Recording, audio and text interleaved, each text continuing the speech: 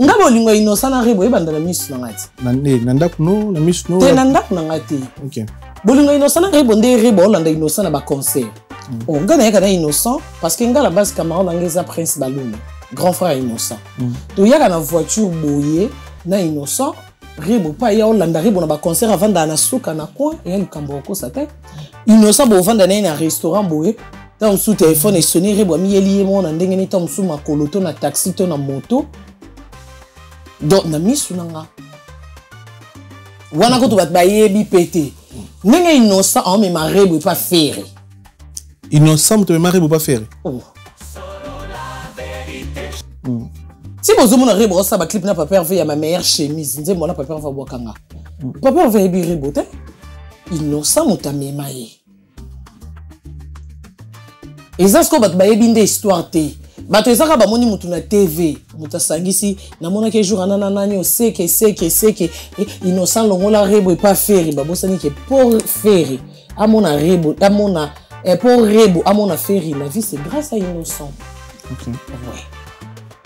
Parce que innocent tala ki erwana yaza ki na mambune na orchestre ne en kokate komi kabola matali ke faire a kulutu o ayemba ka une expérience azo produire pe bato pourquoi pas perve pas produire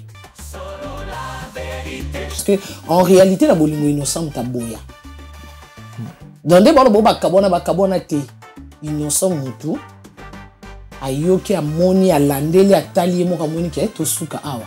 Avec tout le respect, tant que maman, moi, les phases a bien casé, qu'on a imaginé, et surtout que moi, naza. Ce qui a bien, moi, n'a pas bien. Pour innocence à ma fille, c'était. Donc, rebo so ando kanga munoko parce que rebo ande ko espérer toujours. Et ça, ma kanisi n'a pas lobi bongo pourquoi? Parce que moto soutenga Karine, innocent limbisanga. À vérifier. Rebo na kati anda kwa innocent. Nga Karine. Ici na présenta rebo relation. Atindeli rebo na mbongo. Rebo aki azwi mbongo. Rebo atindeli nga pe pourcentage na nga. Kande na na poto. Ba toute vérité n'est pas bonne à dire. Ce non, ba na ebinda ku bien. Yozo tu nanga tolala te na ebinde ngeni. T'es fort. Mutu musu te na obinga.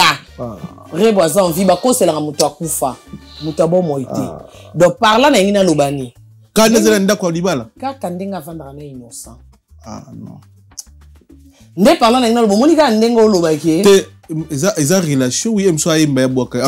Kasima be pa. Ya bon ce relation ko yemba ya boka ya libanga nga na okyo olobaki na ndako innocent.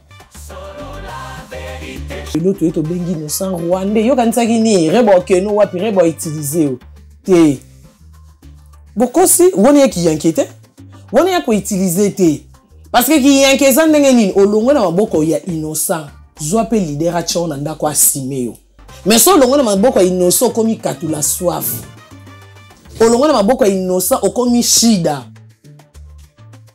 oza yankete yondo perdre yondo perdre parce que bando ko composer nzembo te ba ya innocent ba composer lo nzembo ba saleli yo son studio ya innocent ba yen ba la nzembo ba pesi o répéter ngolo kwa choral na voix no oyembi ba persona maloba comme ba maman na bango c'est innocent bi ba persona maloba non mona rebo komi Warrior. Si. Toi la TV. On commande na Stade de France sans enlever les rideaux. Rebo comme Warrior. Au monde on sans enlever les rideaux. Par là na ngine biso rebo. No talent.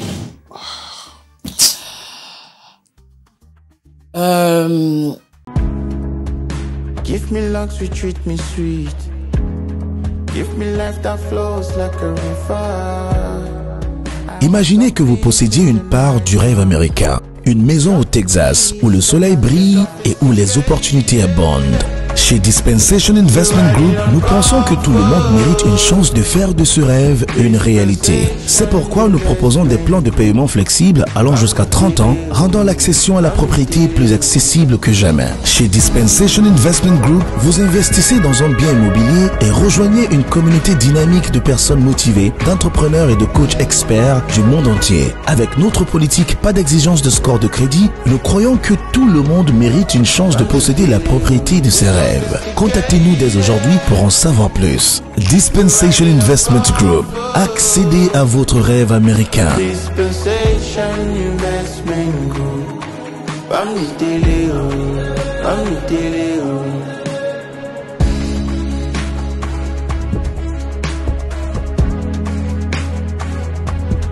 Dispensation Investment Group.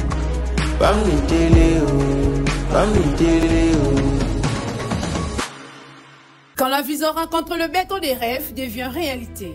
Bienvenue chez Thierry Bouddha Construction TBC, votre partenaire de confiance pour tous vos projets de construction, maçonnerie, architecture, construction des ouvrages de génie civil, carrelage et bien plus encore.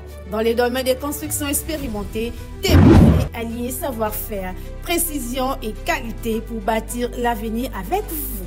Avec une équipe expérimentée et des réalisations solides, TBC vous garantit des outils durables et modernes à la hauteur de vos ambitions.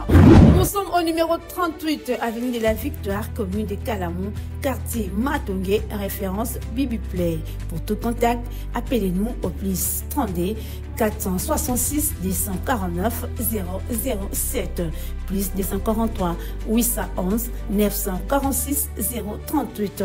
TBC, l'excellence en forme entre nos mains.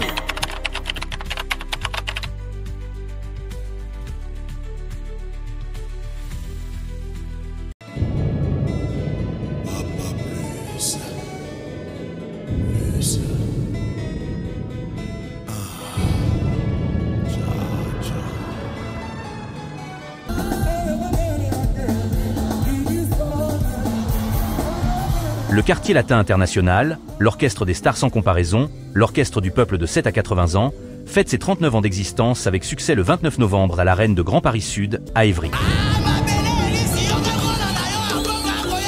Vous êtes conviés à la fête, allez au rendez-vous, venez tous au rendez-vous, revivre tous les tubes du Quartier Latin que vous savez. Kofi Olomide et son équipe et sa famille, avec la deuxième première dame Cindy Lecoeur et tout le Quartier Latin, seront heureux de faire la fête avec vous le 29 novembre à l'Arène du Grand Paris Sud.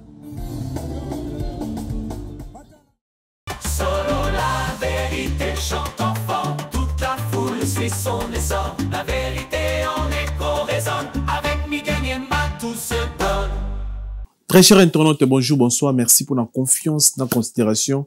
Au Salabiso, merci de poser belé Salabiso à travers notre chaîne YouTube. Sur la Vérité Studio, chaîne YouTube Oyo et la Rabino Vérité en temps réel. Merci de poser belé Salabiso. Je sais bien nous dans la société, dans l'événement, dans le concert, dans la barbecue. C'était album single EP contacté biso tout le activité na bino biso na sur la Vérité Studio to na shooting photo professionnel pour na maman et zemi pour na bandeko balinga balana au niveau ça l'anniversaire na yo bien avant ça les shooting photo na kitoko pour na bandeko ba poster yo au niveau oza na société na yo pour sa marque nous a valeur na ba photo kitoko contacté sur la Vérité Studio shooting photo to travailler 6 jours sur 6 donc sur bengi biso toujours rendez-vous dans studio, sur le photo na ndaku libanda kaka yo mais que ça déjà dispo branché à shooting photo ici il faut mami naratia sur la Vérité Studio. Merci encore une fois de plus pour la confiance. Oh bo salibiso grâce na bino toujours vivre. Tous on a ba concert belé na kata France, be venimez belé, tous on a les mythes Kofi Olomide le 29 novembre la semaine prochaine na 91 39e anniversaire à quartier la tête éviter wa niko news wa tala biso. Boya tokutana bino na 39e anniversaire ya quartier latin avec le mythe Kofi Olomide légende. Tozana mon amoka son excellence monsieur l'ambassadeur Gims l'homme fort très fort. Rendez-vous eza na décembre le 19 le 20 le 21 le 22 5 dates na kata à Paris la Défense Arena et Copela monte bozo la place na bino. Maman, c'est possible ce rendez-vous le 13 décembre dans la Suisse. Ben, tout autour de la Bisso. Boye belé tout en la Suisse le 13 décembre avec Kofi Olomide quartier de Togo complet. Bozo ba place Nabino, s'il vous plaît. Merci pour la confiance dans la considération. Bossa la Bisso. Solo la vérité chante enfant, toute la foule suit son essor. La vérité en écho résonne, avec Miguel Niemba tout se donne. La baronne Karine Mokonzi, bonjour. Bonjour Miguel. Obeti tonga pembe on dirait hein. Tonga pembe te. Au niveau pembe on comme le roi dra dans les colotis nasser. Ah. Ah. Kimi akakati. Ah, qui me pepe ça pembe. Qui me pèse sa santé, bien sa beauté. OK. Et bon si pe poso. Bien habillé déjà, bien habillé. Merci beaucoup. Concert il y a pasteur Moïse Mbieza samedi. N'habite concert, oui bah activité mususu et ko ça ni na Paris. Ouais. En tout cas na Paris na eli concert. Ah OK. Na minute au pensando moni présence na Paris, na eu pour un concert oisa événement. Surtout pour na biso ba chrétien. Na ba concert à mokili na yaka autant monsieur Zara Potomi sepelisa voilà. Ba leader na biso parce que ya musala bango photo appuyer bango et na yaka surtout mingi na compte musala parce que à la base voilà na sala promo na chroniqueuse tiktokeuse influenceuse voilà et net ya pasteur Moïse na yango car lokola musala te na yena parce que koyemba eza côté ya deux fois donc na yena nous pe koluka présence à Nzambe et puis deuxièmement dans ça musala Bato belé ba ka ba concert ya ba pasteur na biso to ya ba frère na biso na cadre net ya de l'ure yo concert en état d'esprit parce que concert ya pasteur Moïse Mbieza concert ya mosali na Nzambe monino azapi pasteur premièrement dédé a yembe na Nzambe et longa na biso tozo ki ne ba concert ya ba chrétien to ya ba frère to ya ba pasteur na biso za pour na ba changement na vie na biso pour na la tata pour na senga pardon na ba bêtise pour na ba bébé état d'esprit non nini ozo ki na concert ki ndeka pour na retrouvaille o ki ndeka pour na sepelisa nzoto ko bina kaka et l'on peut nous apporter au kinde concert ya pasteur Moïse Mbieza vraiment et que me mangande na biso ya liboso ezana non étant que chrétien na kindaka église na ndimela pe Yesu ko amokonzi pe mobikisi donc na bi que Saint-Esprit ozala wana eza place bat bo sangana pona na no lukumu Nzambe ba matalana to kokuta na wana Yesu ko comme le quoi accessoire mais bit eza parce que matalana on ko ça on peut na boîte ou ko ça on peut na nganda mais c'est na poni vraiment ko se déplacer ko ya parce que na yebi que Nzambe osala ba miracle mususu to mona ka ezaka ateke ubandai ko tambola te sur place comme au tambola te miracle mususu au cause de délivrance mo 4 non peut-être na moi 5 démons moi 2 démons pe balongwe sans que mon kolonzo toyeba mais après elle continue vino mona que on dit changement kota na vie na peut-être délivrance aux que moni or que oui ba quitter parce que délivrance ezaka exa ko sambela mabezo longwa Saint-Esprit zo place ndezo sala que ya lo kwa ndako ukomba ero bandi na ba chambre o sangisa mabeleti na ba salon ti osutuka salite nyo se komi libanda donc ezate ka mbala moko kombi salite nyo se bimite e banda ko kuzo ba couloir o kota na ba cuisine na ba chambre donc o sambela pe ya bongo ero sambela exo sambela dimension zo mata délivrance pe e sala mamukie mukie ba délivrance musupe za mambo ba famille musupe ya makila obotama na lien moko boye exo sambela zo lengo délivrance sans que yo yeba ndezala ka ona famille na biso ba tinso ba la trabalinette mais ngana misu na ngezo problème té donc peut-être on zo délivrance na ba prière no donc ngana na ondima parce que na croira pe na Nzambe ya pasteur Moïse Mbiye que je sali donc on va on se déplacer na zala elongo ndenge balobiso emi balemi satu basangani na kombo ya Nzambe akati na biso donc na yebi que nini openo zo senga na Nzamba sela oyo mo penezo yela yo na esprit zo tambola nango aujourd'hui c'est Nzambe salelanga kokiselanga nini yo senga Nzambe vérité mi geso na se déplacer ti na komia wa na yo senga Nzamba salelanga te na ko c'est Ebenezer merci merci pour la vie merci pour na mambunyo se komilanga na ma bine malamu au permettre ti lo na salon vie pour na bonne santé merci pour lo na koma maman Merci pour le apesinga kimia, apesanga stabilité na poto. Donc, merci. Tu sais que le bandeko tout au Bolanda biso concert est le 22 novembre. Il y a pasteur Moizimbi, pasteur na biso. Bandeko na biso va promet belé au photo sa tata. Sur ebisi maman solution aux maté, même camarade non peut-être dans la solution mais à travers ba salle nani na bisala bino des trouver solution. Bandeko bazo la place tena monde bazo benganga déjà belé, ngri ba place sili nazo comprendre. Sold out déjà. Mabe ya ba congolais yango na ba live à chaque fois nando be la ba billet za nazo pesa na montant ba prix ya billet. Somba est 39, ya 49 et ça est 75 somba. Bando sombate. Et puis, dans le banaïbi congolais bien, la une semaine avant concert, 5 jours, 3 jours, 2 jours. Surtout, c'est comme le même samedi. Avant midi, qu'on y a un téléphone, et ça, quand on a battu, on a États-Unis, on a besoin de 5 billets. Au cas où il y a battu, on a 2 billets. Nenge toza wa tozo luka. Mais papa, maman, ba billet vanda ki wana banda kala, to ya poto to s'intégra. Au cas où ça a été les mêmes jours, on dirait qu'il y a concert à Martyr, au coup t'as billet na porte. Non. Et ça, déjà, bah, tiens, billet, en ligne, mi sombe là, déjà, ou on a un programme qui est telle date, na telle heure, il faut se présenter place, oui. Yo, zé la une semaine après, bah, billet, ça, il y a 7000 places. Net, bah, billet, il y a 150, tu vois, on a VIP, bah, quand tu on a dernière minute, mais pas. Et si, donc, ça veut dire que, bah, besoin, bah, billet. Message, non, qui au pays Sabino. En tout cas, bah, il y a batté Malibanda salle. Ok. Parce que naebi que place présence en Zambeza équipé te muto azana katina muto azalibanda. Équipé te muto azana billet na muto azangi billet. Et ta muté ma mutu. Ce qui est disposé. Donc, ce qui réellement on a besoin on a quoi adorer to ko louer nzambe longo na biso, on a billet te ko vendre nda coûter. Je m'excuse. Ya kalibanda salle. To ko adorer ensemble na biso ba to zana kati. Na ba oba ozalibanda.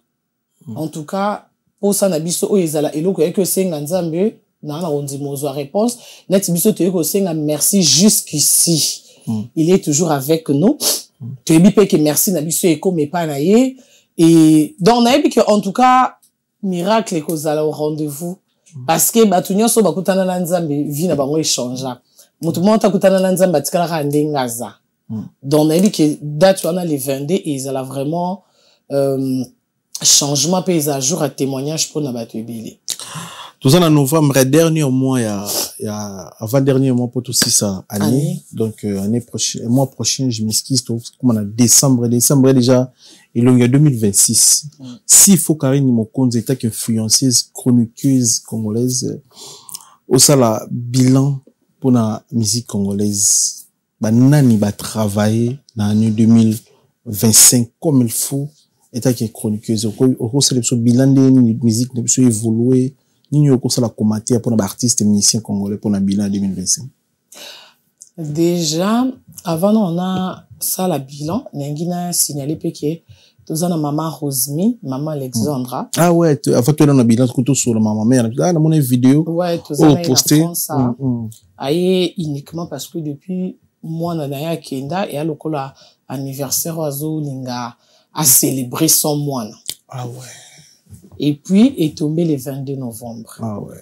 Alors qui ça boyé mon corps amis placé au la date mais na mon a bomba en pété. Donc encore qui ça 39 ans. Ah maman Axeline a 39 ans. Ouais. Ah ouais. Abota moi na 16 ans. Ah ouais. Ouais.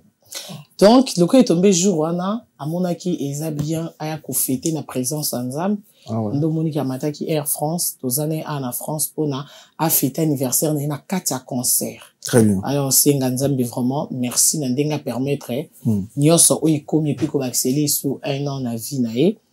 Donc mais bino bo ça des relations na ndeni na maman. Bon bana ba ki na za serno depuis depuis qu'il était to ibani kana likama o ekwila qui est problème donc étape à vie où ils a vraiment pour les quand ils a difficile oui comme il a qui est à partir à Wanande to ibanaki et puis Dieu a fait grâce to comme que sur la travers ser na imoko op pa na ngape aza ser mobali n'est pas un confrère na biso maman je dis que je sali donc to banda ko solo là depuis to solo là et puis alors qui na que non il y a France ah ça tombe bien parce que nga pe dans un concert net ko mona na yamba liboso to mona ni ka ndenga ye France mais to bande déjà ko solo là parce que moni na likambo ekwelela ki e senga ko zakana na téléphone quand même ko consoler ye ko fortifier parce qu'ils ont facilité et kali soumoko et puis au bokolier en fait c'est toute sa vie banda bo mwana au banjo boko la mwana no et puis mwana koli quand même ozo rêver qu'un jour voilà au monde qui subitement longueur na maboko bo eza facilité donc à partir là je me suis dit na comment vraiment cernaé mais ndeni azana normal état d'esprit ba souci long ils ont quitté basali grâce ba souci ko kita c'est difficile souci et qui t'a raté parce que Alexandre c'est toute sa vie mais quand même nzamba basali grâce parce que banda moi na tiki biso non to kita ko hôpital ou a piqué crise au AVC non dans ça jour que malgré zaka na matanga olela mais nzamba osala quand même na olela ozo moi tant ko seka moi tant ko la malgré ma vie est changée en fait ma mbutu est changé Mambuto est changé, donc ça va. Dieu fait grâce, ça va. Donc, tu peux essayer de courage et te souhaiter joyeux anniversaire. Non, si vous avez pour nous organiser le mois, ils en ont vraiment privé pour nous. Il a choisi ma tante à Ange. Le vénérable grand-mère. En plus, ça à Paris, il a choisi ma tante. Ma petite, c'est comment? C'est bon, choisi, c'est juste un petit 7000 € et puis c'est bon, là. Le vénérable grand-mère choisi ma tante. C'est un bon chiffre, frère, je te donne 10 000. Ok. Il a choisi déjà, donc, voilà, monter ma maman Carole que je salue, il a choisi ma tata. Elle est née de la famille Nabisso. Il a choisi ma tata. Donc, en tout cas, tout ça, là, juste pour tout là qui sait que même ceux qui ont Alexandre Azate Bisso, tout ça. Très bien. Et souvent, n'angé qui coûte na yé même Henrietta parce qu'à chaque fois tout cela, na téléphone, appuyé un kaba conseil pour Henrietta, Karine. Et malheureusement, Henrietta y était parce que grand-mère na yé, yébika moi ba ma Lili. À Koki Koya na France T, mais bon, voilà. Donc, il y a un doba eto s'épélissé quand même à mon que malgré Alexandre Azate Bissotoza. Et là, c'est un pasteur Moïse Mbie. Il y a un message non lancé, c'est, dans obligé te eza non senga. Ce qui est Koki au salama, nandenga outi musika mama Alexandre outi kin. Ce qui quand même moyen que à la télé et comment passe comment t'en a podium depuis concert ils ont surtout dans la grande salle c'est beaucoup bien maman Alexandre même liboso juste à tabac embelli joyeux anniversaire ce qui est possible quand même à mon appel éviter mais ça j'ai les pour le temps aussi concert est comme à 3 heures du temps bah tu bois ma première partie non ça dépend maman Bilebel avait été 1 heure avec 1 heure et c'est un stress un piaka ou bien t'es un piaka bon 1 heure concert est à 3 heures. Bon, ezaka qui bandé retard et puis ça. Ah ouais, normalement, ceux bandit per retard. Ceux bandit concert déjà 22 heures. Aussi, ça n'a 23 heures. Voilà. Parce que quand on parle de 3 heures du temps à mais concert. Mais il y a un bandesque 21 heures, 22 heures. Et puis ça, l'ouana net, en Belgique, en tout cas, 22 heures. Ah, mais oui, il y en a un autre. Bon, après, pasteur Moïse Mbi, à professionnel, hein, n'a évité ceux qui, va programme à brisque, ceux qui ont dérangé, T'es au Sengi, et ça, et là, au moins, juste, il y a 3, maximum 4 minutes. Et c'est belé la musique. Et belé. Bon, même na podium c'est na podium ici mais papa c'était encore lancé même message. Même oui, attends joyeux anniversaire à l'objet na podium soit le quoi pas en France et parce que je crois dimanche topé ma pour concert samedi dimanche topé mi lundi très tôt matin mon voilà à Mati vol naé biso plutôt Mati batalis donc non c'est na pasteur Moïse n'invité ce dimanche après concert ce moyen zala Souka koki même koyamba yi n'importe qui pasteur Moïse en salon. Message l'équipe. Message l'équipe la baronne. L'entourage équipe à pasteur Moïse, s'il vous plaît, s'il vous plaît. OK. Message l'équipe la baronne bilan. Bilan et la musique n'abso. Nané oyo banani vraiment banani sincèrement banani pena ba salon honneur et musique congolaise selon Karine Mokonzi la baronne. Selon Karine Mokonzi 2025 na bandi na fait rigola. Habité l'Epson en Belgique. Il y a une jarina. Il y a une jarina. Tout le monde. Il y a 2 fois, habité, ça l'a été soirée, moro, ya. Lipanda. Soirée Lipanda, c'était. Oh, on y a été chemise à Tchatchi. Il y a eu une soirée, très bien organisée. Mais, il faut, mais non. Batbalia qui, Bamila qui, se donne, VIP. Tout la tiki toko, ça les ongeng. Bati traîneur surtout au Senga. Arbeta. Il va y 23h, 5h, 4h. Donc, 2025, na onga mopi na zaki fait rigola. On a 2025, après fait rigola. Weranson. Abeti Arena Grand Paris, Abeti Adidas Arena. Weranson, félicitations. 2025. Ah, na poto 2025. Non. Avant Weranson, Kofi Olomide. Le mythe. Kofi Olomide parce que na ba annulation nyonso azwaki et puis quand la âge na ye mais era matin na podium non tout sepelaki. Ouais. 2025 eza année mo lokola ya réussite pour na Kofi parce que ba concert nous qui annulé année passée. Année vraiment. Année 2025 na réussir ko beta na poto parce que ba temps na tout banda 2023 abanda promotion à Paris la Défense Arena en 2023 pour beta en 2024 si je me trompe pas et beta mette hippodrome non on va en 2023 non bien à 2019 déjà dans sa promotion à 40 000 places. Il y a hippodrome. Si 2019. Oui. Donc les lots déjà 2019 c'est 6 ans. Abeta réussir na hippodrome. Hippodrome aussi abetité à réussir na zabe am tamolende. Non, Kofi Olomide est un monstre, en fait, dans la musique. Parce que quand t'as l'âge, carrière, mambo kuta nango, ba déception, ba musicien. Parce que moi, ba musicien, c'est bon, on orchestre, c'est quoi, au bala qui moi, si, li ba les Kofi. Dona ba bijo sombe la qui. Nambo, on ba l'opé saki. Namba, tanyo, de l'or, sali perte. Mais, yé, malgré ba perte, tu vois, au moins, à télé marakaka, donc, pour l'on ba qui côté, on a bien mentalement, Kofi a vraiment à féliciter. Et puis, félicitations pour na, malgré votre bando mon ba kofiette ba kofifit ba mon ke ba ko reporter l'équipe ba limba qui me yazala qui atena qui debout et biso mon toi qui na concert mon un résultat son kitoko ko imba kitoko spectacle kitoko donc en tout cas Kofi Olomide félicitations deuxième na 2025 parce que deuxième concert les le 29 novembre. Le 29. Voilà. En fait, l'année où Kofi Olomide s'est produit dans 3 grandes salles mythiques, tout précisé. Ah ouais, parce que ING Arena, maman na salle na histoire de musique dans Bruxelles. Et puis, on a en 91. Et puis, on a en Suisse. Quand en 2025? Oui, le 13 décembre, on a un concert accompagné de ma Massine à Suisse. Donc, année où. Ah, mais Suisse, il faut vraiment promotion, hein, parce que qu'on a, n'habité bon pour Kofi Olomide pas bita na poto kala il faut quand même moi qu'on rappeler Suisse César facilité il y a des ambos comme balinga trop boulot baranata ba musique pété donc il faut vraiment moi pour booster voilà c'est ça à part année à part bango il y a le bosso fait rigolo la Kofi Olomide Weranson 2025 à Napoto 2025 à Napoto je crois c'est bon.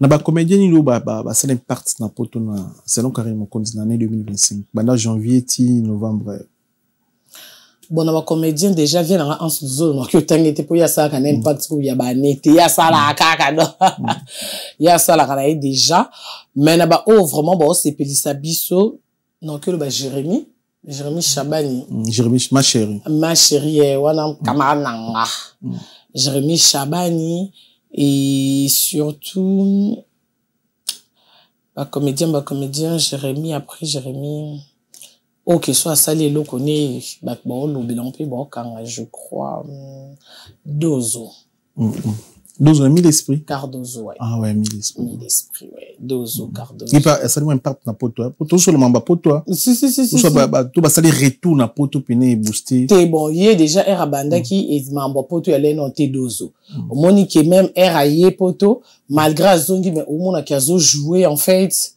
dans aïe à kuti batu mais era yé aïe na touche nae et doye sans jouer tu déjà qui est place au Dozo et ce cas en fait acha moi qui nzunzu mo boui moi qui yanki mon boui oyo à part Dozo na mona qui na mona ngo avanté donc pour nga Jérémy Cardozo hein ok mais ba comédien ba zebeli o na lingami ba ça msala bien mais non au juste oh ba ça l'impact ba soli bona non voilà bon voilà musicien ni to orchestre ni o ezo manquer na poto selon yo que nanu ba été soki ba ye ezala quand même peu différent ba zo réclamer bango orchestre ni yo remarqué peut-être na poto bat bana pour ça pena et ya robeta na poto BCBG papa chéri BCBG to kaba zongelanga alain barakuda chéri nakotikela yo sur le lit alliance banzimba bongo banzimba je suis là pour te donner l'amour Kalima je suis là pour te consoler Bakani Saki papa chéri histoire échange à kate papa wemba papa chéri mais oui que Joka lobaki asala interview kolut na biso Joka que selon ye jibim piana ba nzembo obeti la bat na potote au bat moya concerné oui que oyimbi ba nzembo papa chéri na surpris bon déjà taille na ye déjà ya que le bapete euro na 2025 ala papa mokolo oh et bon oh ya lobi na jibe lekine to jibe za mwana na ye alobi pe na papa batu mokolo ye faut asta no mamba santé ti azota musique normalement il faut attendre noir nde balbaka il faut bandana na Jérusalem abandana na ndako ipani attendre santé na va bandota la mamba ya bato musique eza na tokyo ba musique eza na génération T parce que lelo o ngana la tema puta pona que yoka banzimbo mambili ya belle ba Nairobi wana je crois RBimi je ne pense pas que na de na âge à puberté T ba manda zali sembanda ki camarade ya nini o uti wapi olingi o baby salibala na ngai nateki molimo akoluka na soki sayo o ngambilia nage Nairobi buna de lisano nage Nairobi na mususu ya mama kulutu omo ipe babalanga lokola yo mama kulutu respect ezali bombote ezali pe faiblesse te mais babibe mère muka di monana ki te congolais ye talamige toi na poto mère alataki ba omoni baba o ezana couleur a poso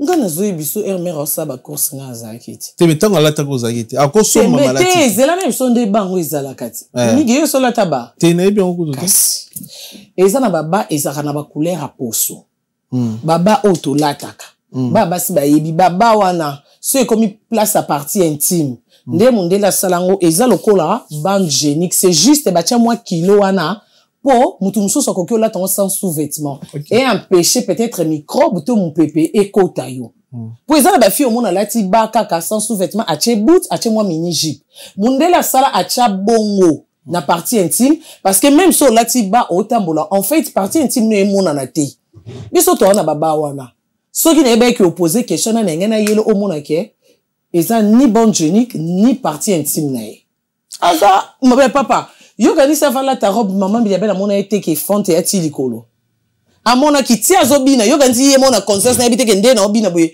nzoto na nge mona oza sûr que na age maman bi yabeli ya okyo ko ya ko bina atika nzoto ne libanda neti na age na pose no nini to poisa nini likambo robino babia lingaka bina koleka Cindy déjà ING Arena donc déjà to l'état zoluka kitaluke tuana bon déjà ce qui mige déjà ce to comparer bongo baba musicien musicalement parlant on peut comparer te toki te wone ko manque à respect donc to comparer album Cindy oyo e otobima oyo na album ya maman bilabele bimi to comparer quand même déjà nano pour tout ça comparaison bien il faut toute ta génération mige et de comparer bon le loyenget mambo mambile bela moni na musique o tangi kombo na te avec tous les respects à grande te nga mige yo lo ba mamno nga lo ba mamno nga toza bien donc yena sali ngote nano pas mambo musu na monité ba réalité musu na pe communauté mige et ana makambo musu il faut fanda ka 10 ans na libala po ekomelo oko ça 9 ans et demi mais pour comprendre il faut ça 10 ans donc ça veut dire selon ça 10 ans te muto ça sali 10 ans e biso ke ndengo yanzela na keba libulu yaka yo kele po ya lekai wana yo no lekite ato sali 9 ans et 11 mois nano koksika 10 ans te donc ça veut dire que ngana ko comparer jamais maman Biliabel na Cindy impossible parce que maman Biliabel era ki na âge à Cindy maman Biliabel musique a pesa ki biso et puis maman Biliabel série na ndola tama puta na libaya autant sous lelo et yaka difficulté na biso mo baba c'est to lata na liputa na libaya bat bon mono mabe mais c'est na niati nde na niati boka salut sexy bini bien donc quand même ba on mériter ba respect et alors quoi lelo to bito comparer Koffi Olomide na Rochero Koffi Olomide nga mona za na plateau na ba Saint-Marc na ba Laura tendance Koffi Olomide bipo na ye Rochero star na ye icône baoba donc Koffi a betra musique à côté Rochero na musique mais hier bipo na ye légende baoba mais biso na tour na biso to benga Koffi légende parce que biso to bini musique ya Rochero te to yokiango mais biso to bini tchatcho ya Koffi to sepele pe biso to confirmer que Koffi légende mais Koffi est pas confirmé légende donc il y a des choses to discuter dans monté et to ko comparer te Cindy mutu to ndo comparer ne sœur na biso Marie Meje que je salue oyo akoma na ye na mpanzi ya Yesu donc ce qu'il faut to comparer to lukele muta série ne na ina ce que yo ngolo ba to compara Fally na Koffi baza boma o et après a cause ali boma te zaka cause mutema mabe to comparer ndeni muta na carrière à 40 ans na muta na carrière à moins de 30 ans to comparer na ndeni parce que muta en carrière à 40 ans il a sali 15 ans na musique donc ça veut dire muta carrière na na à 30 ans erana na banjo yembate yesko de ana 15 ans expérience ayebi mbongo alibanga ayebi ndenge son kata jipekis matisa ayebi piano ke koto e koti bien te mutambundo son et matite ayebi de ba biloko ba ker yo no yeba ki ngote d'accord de ce te comparer ils aura juste kozanga koyeba et puis na sentiment na fa na mige pour na ngamte leki mige azate OK donc ndenge moko pe o vanda pe boye Fabrice alou oyebi so pe répondre na ndenge na ba tete Fabrigas fait sigo yeb s'en est tu vois est-ce que ngé fona ndolo bakete oko cité ya check ma tete ngabe na check na biso ba journaliste na kilelo bo mige aleki biso donc eza choix ya moto ezaka juste mais bato balobango baza ba fanatique te pour la précision bato balobango misusu peneza ba kulutu to kuti na presse mumenet ba kulutu to kuti net ndenge to che kulutu net vient na biso joka de mambo lobi net wo chepe kulutu a kulutu mais alobi de buzoba parce que ceux yaza fan na JBT peut-être ba na moi petit souci na papa chéri ya moi sengi alo babongo mabosani ke aki attaché de presse kuna abosani ke lelo biso to génération wenge wana bosani wenge za na génération mobimba peut-être au orchestre belé za na ngote mais wenge baza chance wana yoza nango donc déjà ko lo babongo okoza kulutu na musala mais kulutu pe abungi à perdre voilà et là c'était que c'est comme ta mukolo lobi di kambupo za mukolo nde non moi mke pa beta mbunda mikolo babini très bien pour ma précision donc JB Pienaza attendu en France en Europe to Rolanda biso grand prêtre Salvatore de la patrie à Motopamba nga lo bango trop toujours appel mige jiba koya est-ce que ko beta tala ba bazela basomba bia $100 €100 je m'excuse mais na yo ki yo beta na Belgique on a habité ces ans confirmé basomba bia €100 pour na concert à JB donc ils a blackité nzama sunga le 29 au check date mon pe jo Koffi au la 39e anniversaire na yebi ba check date mo bima kia bon mais oui le 29 novembre mais papier affiche ont circulé vraiment les choses et 39e anniversaire ya quartier la terre Karine Mokonzi la baronne ozo souhaiter nini ya bonheur pa ya Koffi Olomide puis pa bato ba beta na quartier la terre puis na quartier la terre ndeti nini okoloba joyeux anniversaire et respect na Koffi Olomide le bini sape bana na o to mona que na kwa na bon mutu mto sa musala na epi bien donc on a qui koloba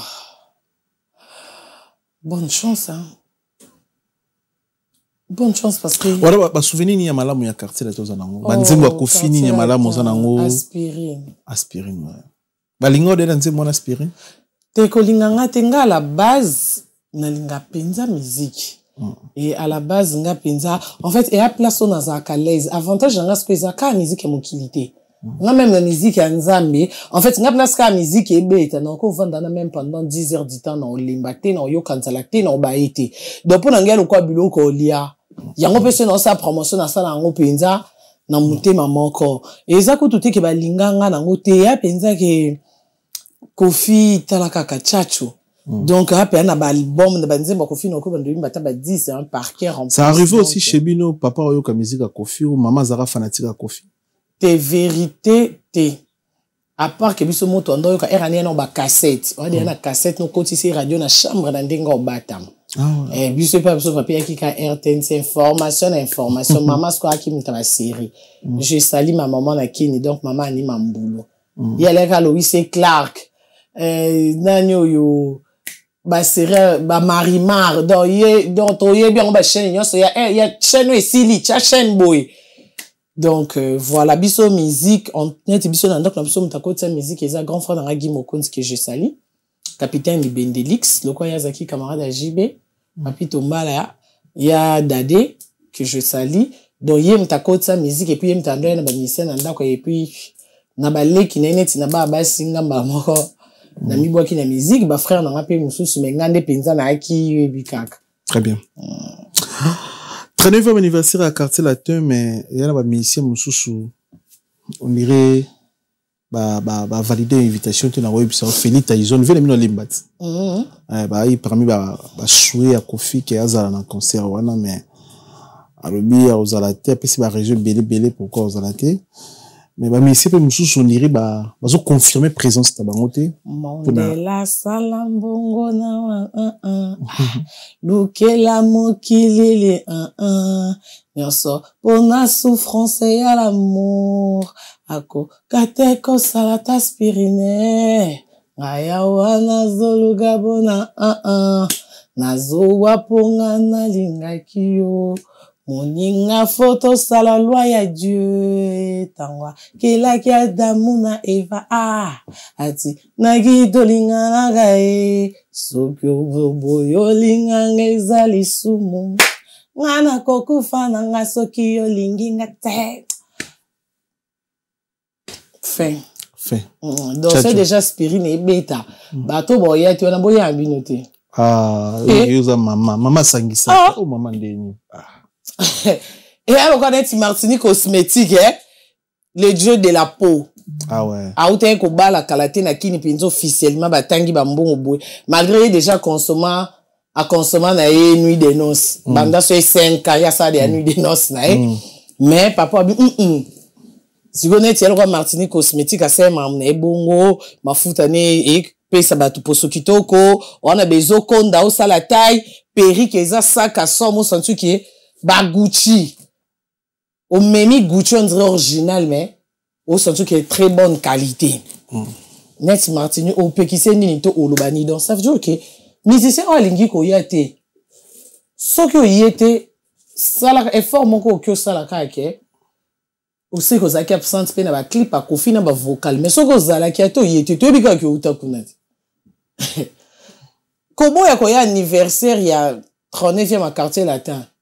Que oyate mais oleka kuna et ça échanger l'autant au contraire bimiso ka impoli et bimiso ingrat et bimiso ko nzemo moza reconnaissante et bimiso ko moins de bimisi et ça lika parce que oyate na ba clip oza ba vocal ba kier oza na ba répétition tout monde na ba vidéo na ba concert donc soit à la limite na attente na que tinda ba représenter nga moi cadeau parce que les anniversaires orchestre na biso papa nga na attente mais moi nini mais so au salineti gros do mais au lekano kuna ça sert à rien et compter rendez-vous le 29 novembre na 39e anniversaire ya Quartier Latin avec Kofi Olomide Mamasi na ba Mastatou na ba Vietou au baimba na Quartier Latin na ba Obaleka invité spécial les grands prêtres Savané de Pichou moi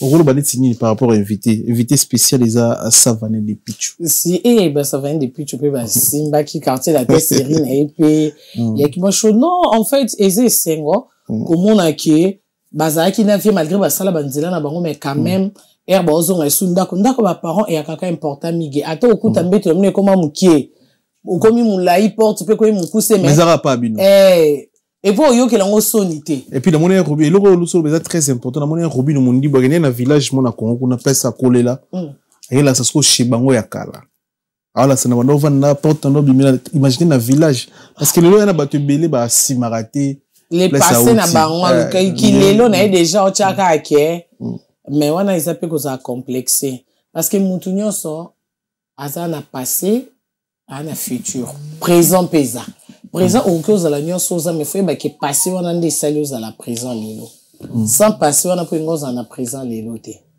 parce que donc passer wana eke zaka ya mabeti msupe zaka ya malamu ke mtu so mitali lelo akomo regretter ay faki na zande na lekala na ki na vie bien mais présent msupe zo lobi chance ndé na koma boyebi ke passer na nga boulou faut sentir mais c'est important à hôtel la passant ouais comme ça mais je me suis nzamba sali mais passer wana ndé yango esali présent lelo donc ndengo obi mona lelo yon obi passer na biso zaka na dévolé soit ya mabe soit ya malamu donc passer ya mabe exactement so comme miyo kasoni na ndengo komi lelo tali passer no ngabe na ka boinga na sala ka boi na kilelo esopa mais ça ce qu'on a passé msupo mitali lelo komo ba na ka na litama na nga bien ata kitoko ba sero penza na ochamwa donc il fallait que ochamwa bongo lobi pour lelo pesu ki pembe bimo komoza il fallait que lobi poza no mi kwa pen pour lelo musuni bota o sepela pe na lelo donc sans passer présent ils étaient futur pays à la boya le 29 novembre belé à 91 s'il vous plaît boya to fêter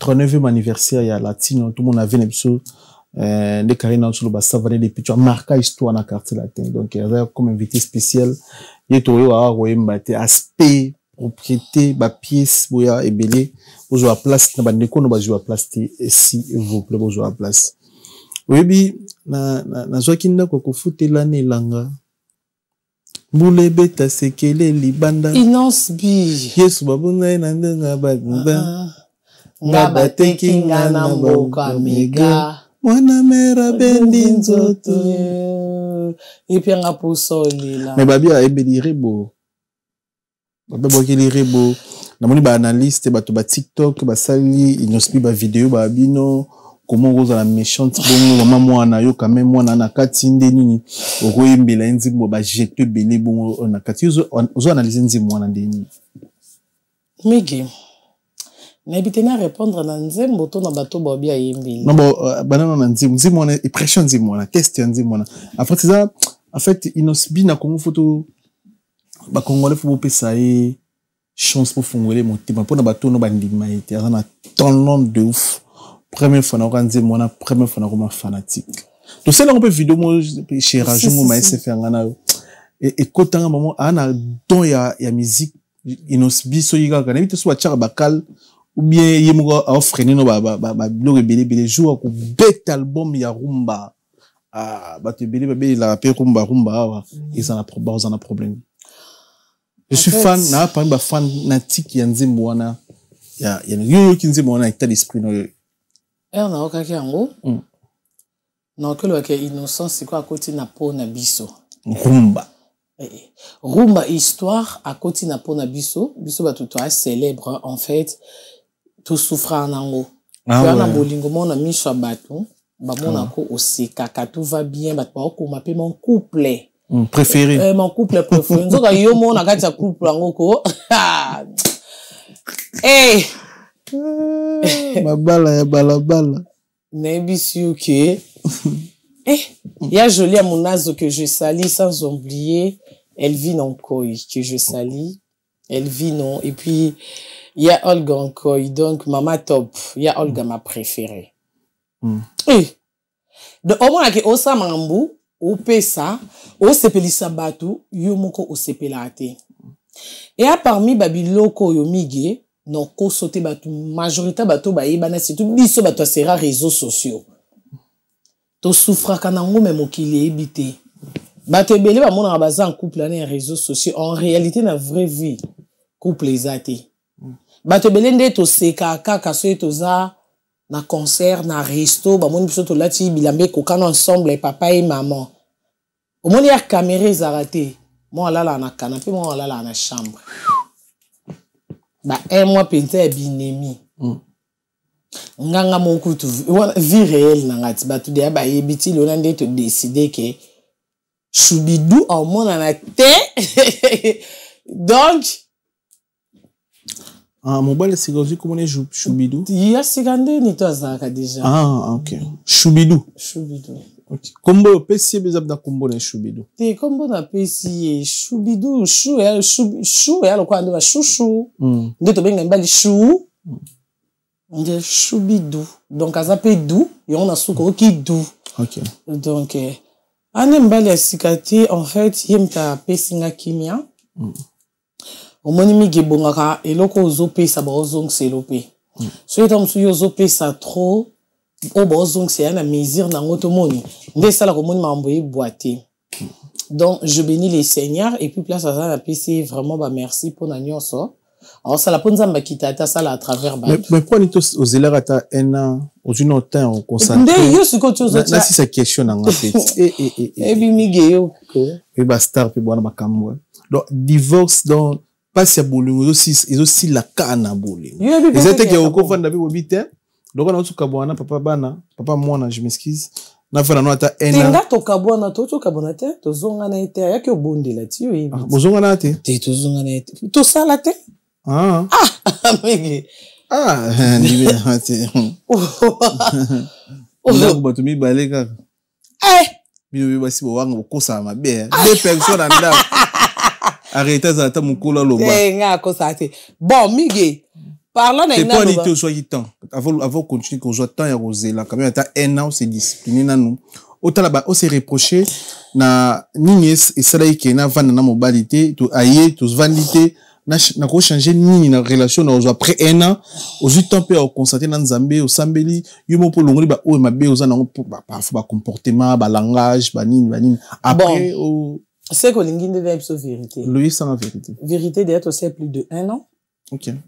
Déjà, RKK, en 2023, au Kabwanaki.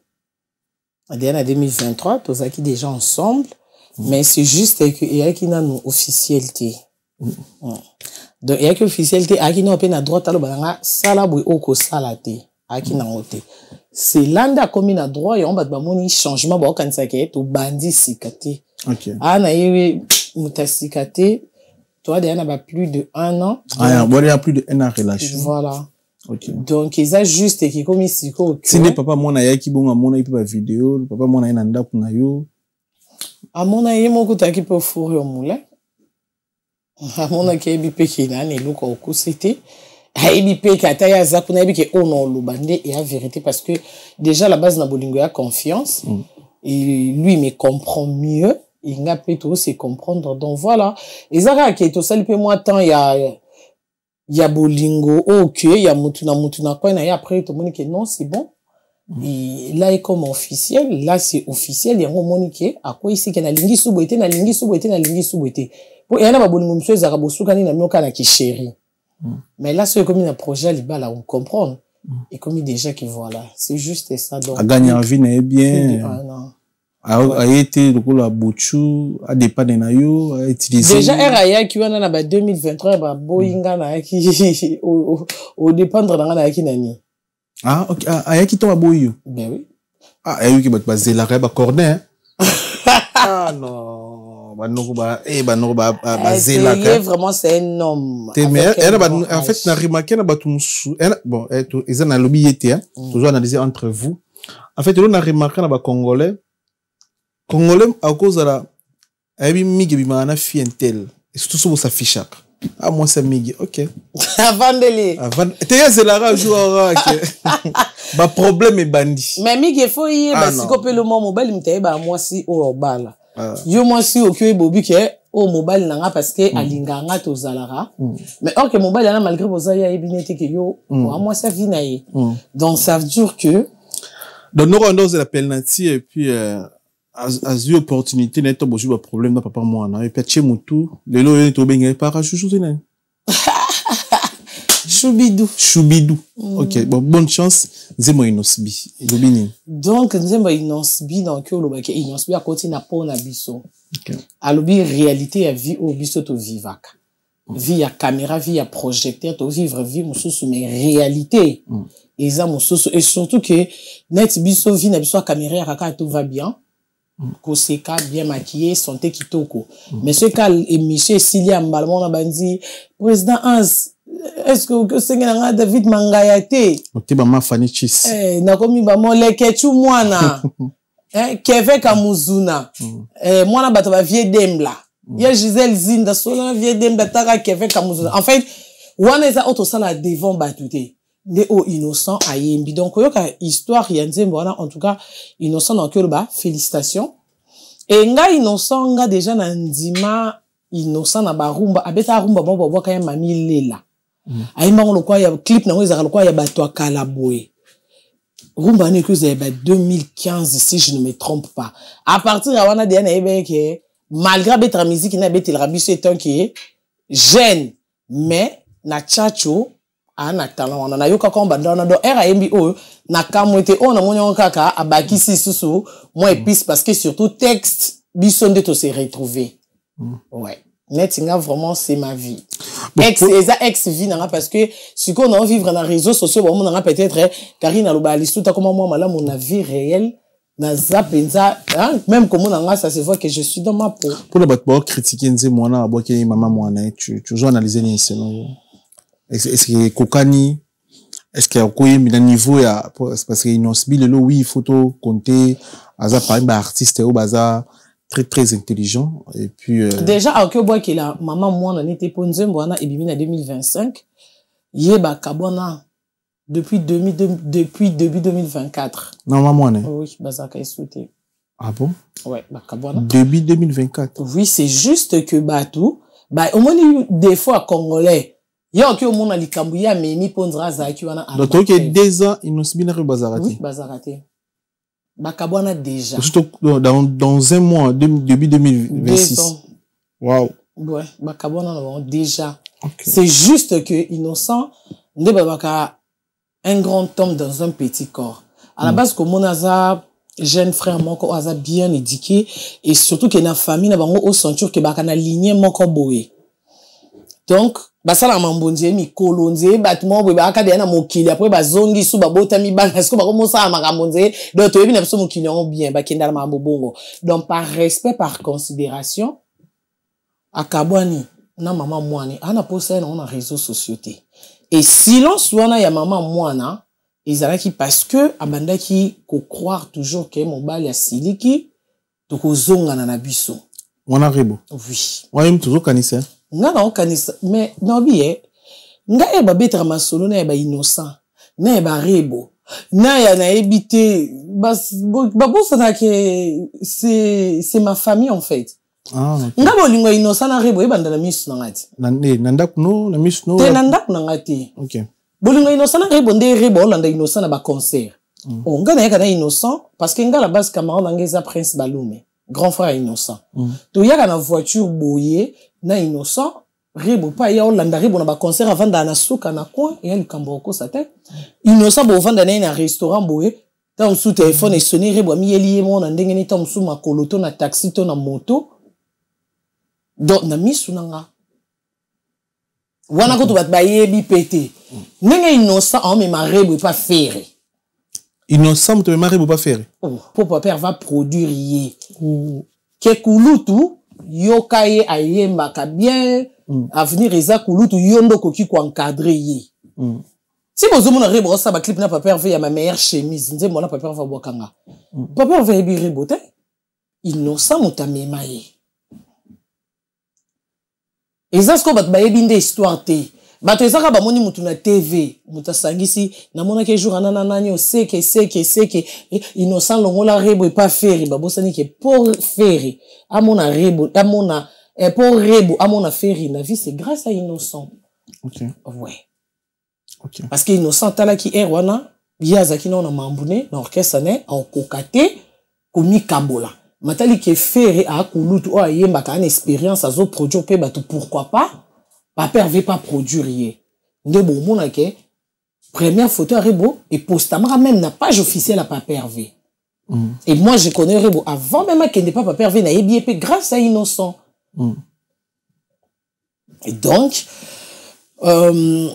koloba lelo nde na lobi que na yebi pe comportement ya rebo na yebi comportement innocent parce que na vandi na bon na kini ce qui bande ko ibanate c'est juste innocent c'est sa vie innocent mais tant que le comportement rebo on a coutani na ba restaurant vite fait hein en limite ko iba mutu na 2-3 rendez-vous à restaurant ko iba mutu comme faut vendre bolali pe batongo bolali bolali to la TTR na on ba comportement migi nga no pe no to la lisika monter mais nde to mona na trop Ah ouais. Yo mo yebi déjà que place au naza karina okyo yo za bien na ndenge na ebeli awe simbate. Non lo bana son sa bongo. Okay. Donc selon innocent aza jara bato akoko peso son bat baye ba gauche ba taper sur na droite. Aza jara bato na droite et kyobe ba makangi monoko pe gauche ba te. Donc ça veut dire que depuis ba kabwana soki ayembela ki réellement nzembo wana maman moi ni rebo. Mais la bimisa qui ont herba kabwana ki héros innocent ba qui est fini la récréation parce que en réalité la bolingo innocent ta boya. Dans des bolo ba kabwana te innocent mutu ayoki amoni alandeli atali mo kamoni ki to suka awa. Mais avec tout le respect tant que maman moi les phase a bien casé pour na image na ye et surtout que moi naza ce qui yaza bien moi na pas za bien. Ko innocence à ma fille cité. Donc rebo so ando kanga munoko parce que rebo ande ko espérer toujours. Eza makanisi na ngate na lobi bongo pourquoi? Parce que biso sotomoni même ba pique rebo ça la même na ba TikTok na ba nini et là que ça que au viser ex naï. Donc avant bando viser te pourquoi? Parce que rebo abande ko bonde là. Ndenge za rabiso so salimbeba devant. C'est ça normal hein? Voilà. Normal. Mais biso nyonso. Mais na lobi biso nyonso ata boboti te muto lingi et l'homme mo comme a sepelité au se sentir peu coupable ou senga pardon o isa normal. Nde mo pe mobali pe au salango. Donc na mukusa eza siko rebo a patienter avec au monde. Pour nga eza que abande toujours ko espérer que nde bolingo nyonso kana matata mobile nga okita mutema. Mais ça par rapport à Monique pour nga na okolo batam susu innocent bimisa ki titre na wana abandi ko sala ba vidéo peut-être na ba film des AP que peut-être oh ba toujours so que oh innocent aki na relation oh tout le monde ki sur na ba vidéo na ba fité directement moni que azaï innocent bi en une vidéo na ba fille parce que quand ba fille autre c'est un musicien il aurait dérangé ils Anita Moara que y a un lobby que y a un lobby ndé loko oyo et comprendre attention peut-être le public ba que ah innocent déjà que ça boité donc ndenga sali boyo moni siko eza que juste on a ko ba rebo na soni wana nda ya sali lokwa ba ocho kabona siko te innocent ça boya na ye depuis et yé ba démarche ne opa bande ko sala oh ndé ko sala na nini amona ke ya bouture te et innocent pour na ye era monique ya lokwa migi to sola na migi bien par exemple migi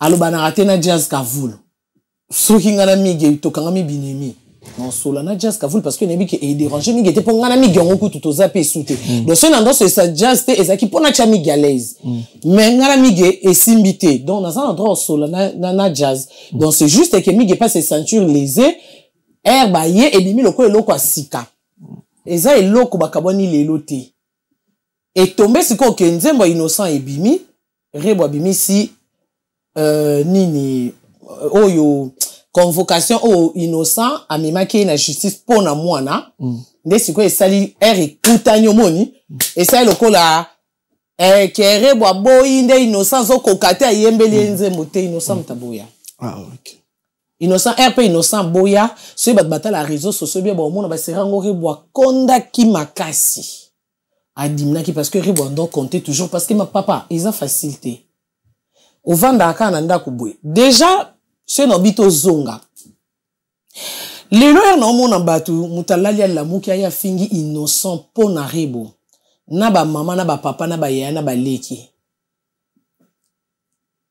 yaka kozanga maeli na mukusi na okolo bonki mutema bete po muto okoza pe mutema be mochina maeli na kati kozanga maeli pona kozanga maeli parce que ce réellement linga rebo yo finga innocent pona rebo il faut zaka wa maeli te so linga rebo komona apport ya innocent na vie ya rebo soko linga rebo malgré ba kaboni ozo devoir innocent toujours ba respect biso sotomona ki Anita Zoé Zemia, ami beaucoup Elizemine. Mais innocent, tout le monde a pesa biso image moko. Quand on l'oublie, mi beaucoup Elizemine. Après, ça y est, donc mon mobilité. Té. Mieux qu'on a, qu'on a joué à moi c'est. Té non constaté parce que tout le monde a qui pète que yem ta komeka na ba émission. Moi na ngana bota na gaze. Papa moi na nga le mec, il peut plus s'en passer ce qui de moi. Et ça nzembo rebo imbate. Innocent abandé quoi simi. Que, bon, mon ire bonazi, mais tom sou ebite anani, mais innocent, bi non, c'est la moine bota. Non, c'est la bébé. Donc, ça déjà, loko, on a niveau qui star. Et belé, ba, kokangote, migi, et bon, makana, ne kokipe kokitiso, parce que, et ana basim sou ba sepe la ranayo, juste, ba mono célibataire. Alors, comment est moi si noté, mais pas soutenir migi, femme, on célibataire. Migi, présenter, quand moi, si, au longo, li ata, nande, biso, ba, basi, ba, ki, au longo, la, de ya 100, to longwe. Donc, biso kaka, migi obala ngate, migi alinga ngata, ebi ngate, mais fona mona migi na bika célibataire, non, c'est pas na djina migi. Non, c'est pas na veste ndenge vandi.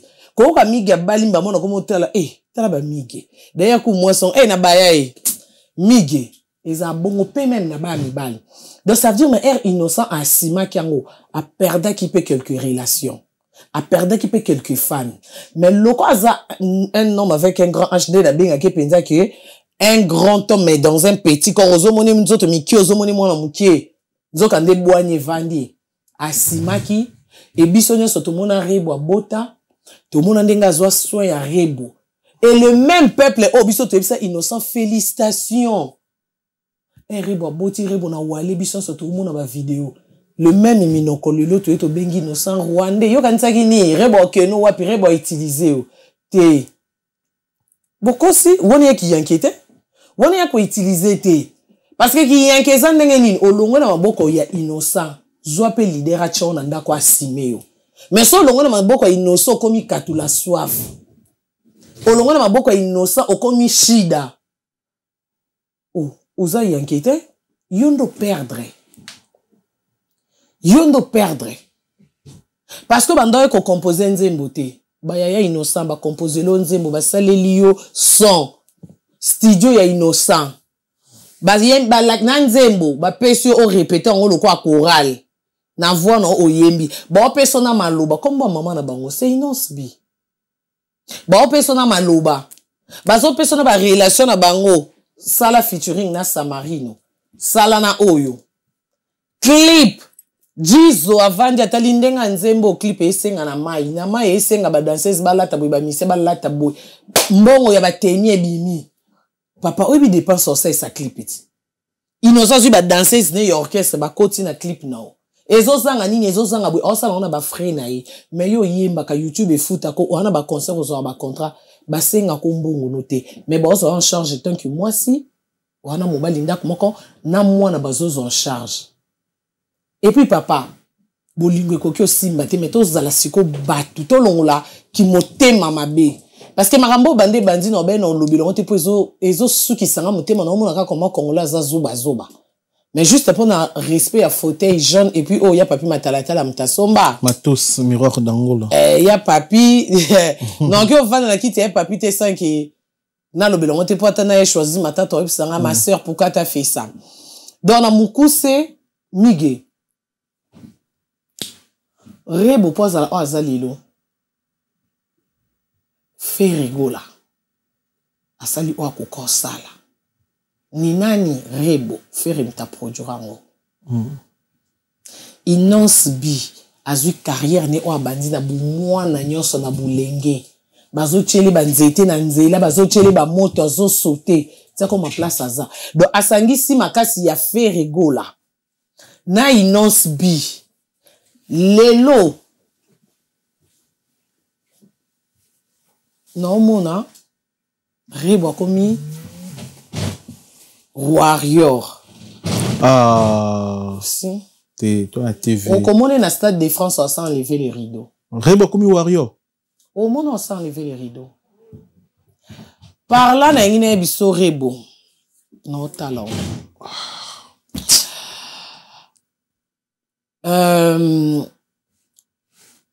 Tobo sana noki. Il faut yebaki. Lelo na pie bambote na vava po y paza petite nanga. Lelo place ok. Place ok okima au secours. Place ok na couronne. Pour couronne ozui effort ya fait rigola, effort ya Innocent bi, effort a des leaders basangi si po koma oza. Yo zuango oki ko pesa ngo na orchestre oyo lelo soki Vava bima orchestre na mte soutenir Vava juste pour conquérir Rebo.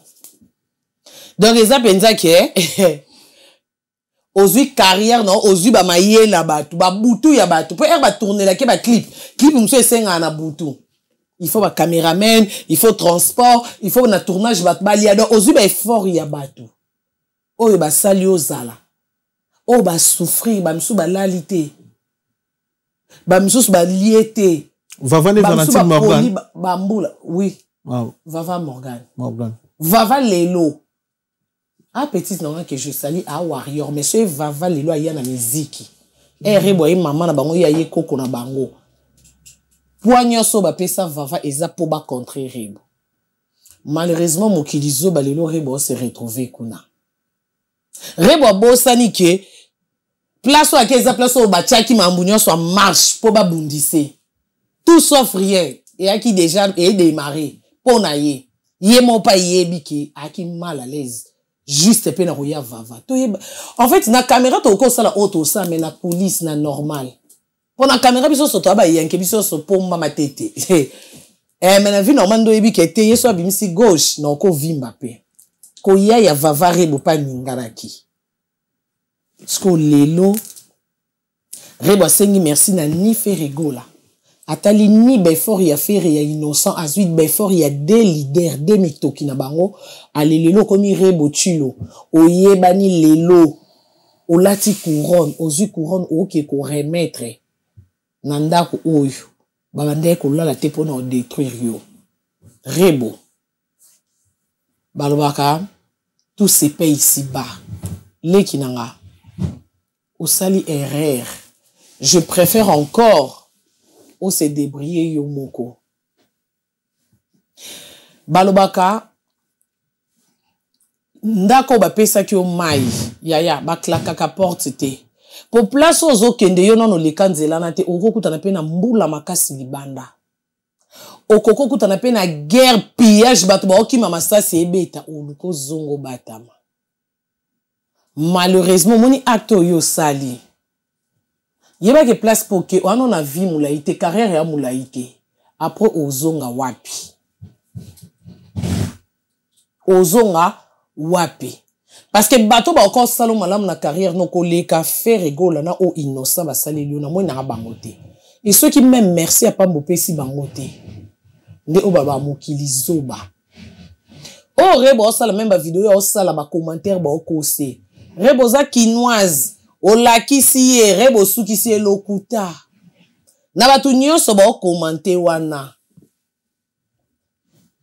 nani na kati ba commentaire olobaki akutana na mobali ana niveau ya innocent quand on dit niveau to longoli ata succès niveau ataka ya carrière ya innocent makambo akutani nango expérience aza nango mais ya kondima na niveau ne kena pesa pe ndeko nga liboko na age innocent pe so confiance que moi c'est na ndako na sela kinyo so makeno concert na Braza normal ami kangeli ba porte na s'expliquer to mona Rebo kenda feti et papa Vital Kamer na maman Mida Rebo yeba que prochainement même maman Mida oyambote parce que ba oyambo ayena mobile ine innocent déjà ko ya sa innocent ta feti maman Mida oyambote po epe juja ayebike na kidiba mwana opa okoleka na kidiba pe bakoko simbe pe ako komela mpe mbadado musika to mona maman Olive servir Rebo c'est grâce à innocent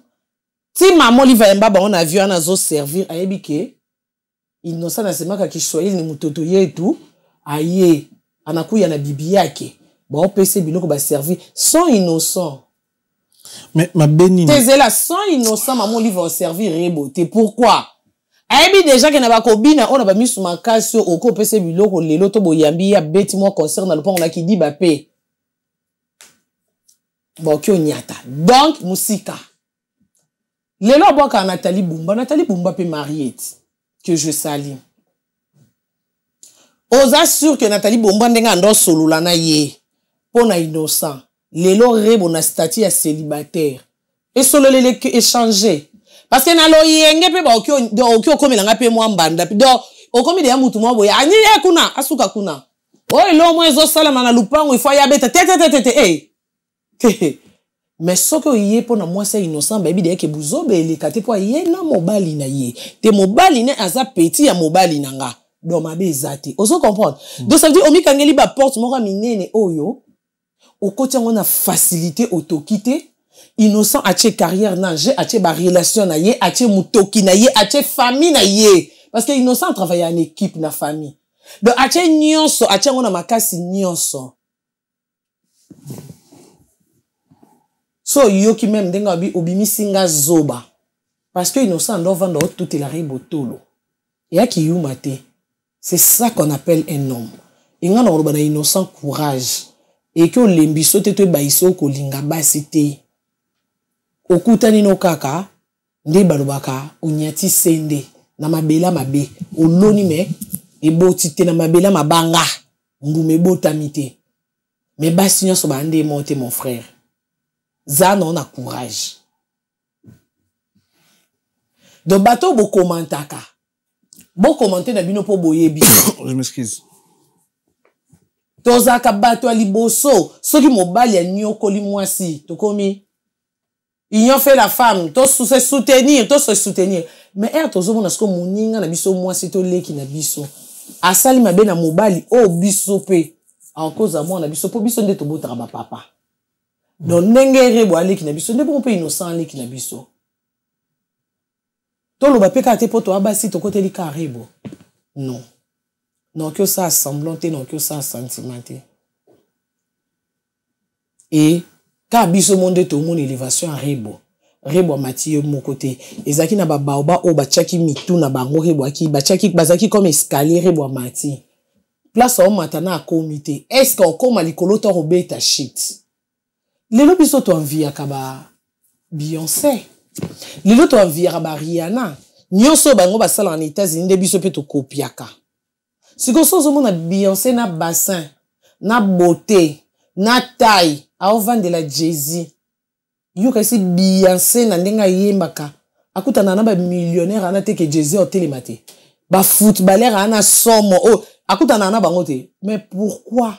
Andi Mankobota na Jay-Z a vendu tout le monde a fait ma vidéo les qui Beyoncé Betty Jay-Z mbata pour Jay-Z ont trompé yana mudlora Beyoncé ba qui ont trompé ana mbongone a kito kwa ça non star sans Jay-Z Beyoncé ça de Beyoncé mais ti on vend na libala ba obenge queen siko biso to landa bango ça veut dire que yemo ka sa Monique ko ça la musique peut sans mobile et à peine à respecter il faut zapper na mobile na yo moko o ya oboti so bana ndezo sala parce que ceux qui allait bongoté Tunga to mon appelle Rihanna continue vie na Karine olobi lelo o Chris Bond lelo o boye lelo o boye il faut mambo il faut na loba po ba seigneur ba live na loba kité c'est poser question loba mais ti to moni Rihanna lelo 3e mois na obota na mobali moko na niveau Rihanna akuna mbongo kuleka mobali ni siko rebo yozo lota rebo oko Rihanna oko Beyoncé rebo ba Miki Minaj o bango na tozomona lelo na mobali bakaboni lobi se bazo pota na kaza na live TikTok mibali bazana bango na bambongo na ba kitoko na bango na ba chirurgie ya ba Miki Minaj na nzoto kombo yeba na succès mambutu ba contre ki ezongi me o mona ke permettre na poser ba question il faut na zana mobali oza live team Karine to moni message à capture te à rebo ozo traiter moi si mabe awa ki azo so na mobali mosusu en dehors inosbi il paraît téléphone à rebo inosbi touché ango R nyonso alingi. Troisièmement tout le monde a attitude ya rebo niveau de la vidéo après ça mobile na inosbi respect ça se voit tout le monde a vidéo mususu azo sono bana avec tout le respect tout le monde peut vidéo monter au rebo a manqué mobile respect mais ozo condamner ba mabeni mige wana babenga mige mais c'est ça qu'on appelle bolingo réseaux sociaux tina ba vidéo respect mambunyo soma après vidéo question tout dinga pona zana mukuse mutu msutenga Karine innocent limbisanga à vérifier rebo na kati anda kwa innocent nga Karine ici na présenter rebo relation atindeli rebo na mbongo rebo aki azwi mbongo rebo atindeli nga pe pourcentage na nga kande na poto Bah, toute vérité n'est pas bonne à dire. Sinon, on va ebinda ou bien. Yozo tout nanga tolala te na ebindenge nini. T'es fort. Mutu musu te na obinga. Rebo aza envie ba kosela mutu akufa. Mutu abo moite. Donc par là na ngina lobani. Quand nezela ndako libala. Kaka ndenga vandra na innocent. Non. Ne par là na ngina loboni ka ndenga olobaki. Eza relation oui emso ayemba ya boka. Ya bon ce relation ko yemba ya boka ya libanga nga na okyo lobaki na ndako innocent. Biso sotobi kaki na ndako innocent ana droit yembela mutu nzembo ana droit boka mutu pesi mbongo no. Mais enga no be ya relation yemba te. Na bibi ke nga na présenter mutu ana bi ke Karino Solana Rebo. Ya nini nga na ina kota ne fona kitakini andeni. Na na lobi no. Nga na solo lipe. Na solo lipe c'est bon. Rebo pe la baronne tinda kombo na tindi pe kombo na nga pe na zwa pe western nga na zuke do parla na ngina lobani. Nengna loba yo lobi ke au monde na ba vidéo respect oui siko o nga na betelo eza vidéo te ya na vidéo te siko imagine que so innocent kanga na nga na Rebo tom soupe nga na innocent lobi nini au monde parce que conscience na bi ka vanda na mobile donc c'est juste que yé pas ndimi tinga pe na lié pourcentage et encore na biso to lié na petite na et le loso na bimisi yango c'est juste parce que na za dessus Nazat dessus surtout que bat ba finga innocent reboisa consciente ti ba bo innocent boya rebo vanda kimia po yeba ki mabe o esali ke ba boya ye et ceux qui innocent po bo lo bati na boyeli rebo isa par respect za maman mwana mais bat ba finga innocent rebo ki osala ba TikTok ki tozo sala ba nini osala kwa ke yondo aki na raison aussi longtemps to ko sa batu na TV conscience na biso yebi ke nini osala ki po lelo innocent boya yo Ozomo na batunya so ba ba life ba finga innocent yo rebo za mwasi kitoko innocent mais rebo aki mwasi kitoko akoli na kinya botami na kini kitoko ngo ndeni bomona kiete kitoko ngo esenga pe banika iti basukula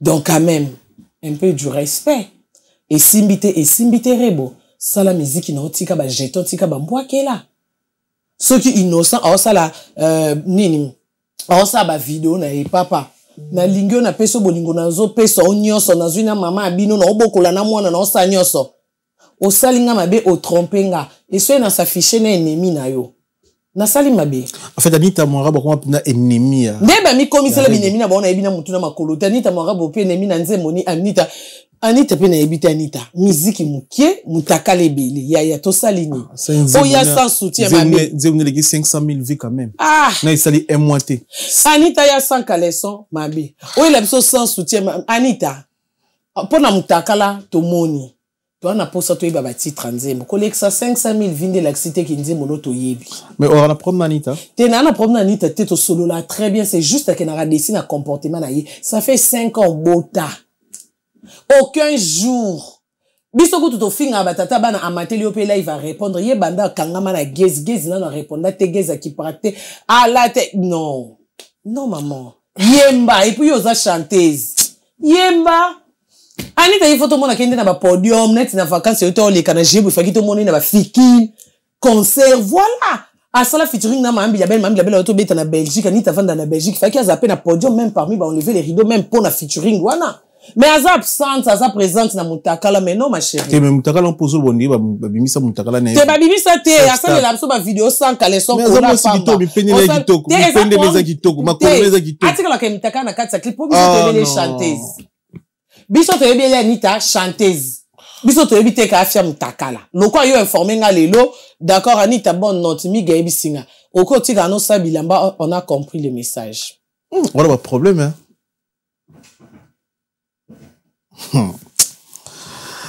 Dernier message pour notre dossier Rebo. On le bien en mingi, on comprend qu'on a un souci là. En fait, pour retenir une pour notre dossier on dirait on le bien par cœur on dirait. En tout cas pour na kochité na makambu ya Rebo na innocent kande na lobby.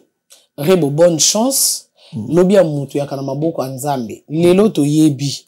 Mais lobby to yeba te. Non souhaiter kaka ndengo sa musique non et simba.